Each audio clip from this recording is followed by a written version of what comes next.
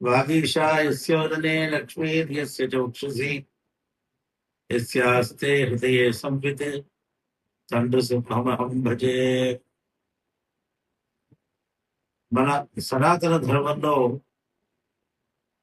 కాలం పరమాత్మ యొక్క స్వరూపం అయితే ఆ కాలంలో కూడా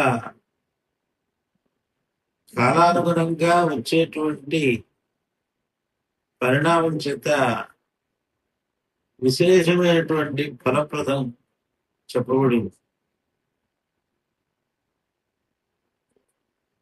అట్టి మాసాలలో కార్తీక మాసం చాలా విశేషం.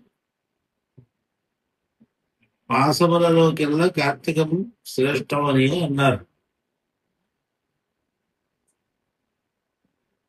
కార్తీక మాసం అనేటప్పటికీ ప్రాతస్నానం, దీపదానం, ధాత్రీ సేవనం, గోపూజ, అన్నదానం చాలా విశేషం. ముఖ్యంగా మన ప్రాంతంలో శివ పూజ ఎక్కువ ప్రశస్తిగా చేస్తారు. ఈ కార్తీక మాసంలో అజ్ఞానాన్ని తొలగించుట కొరకు, జ్ఞాన జ్యోతి ప్రకాశించుట కొరకు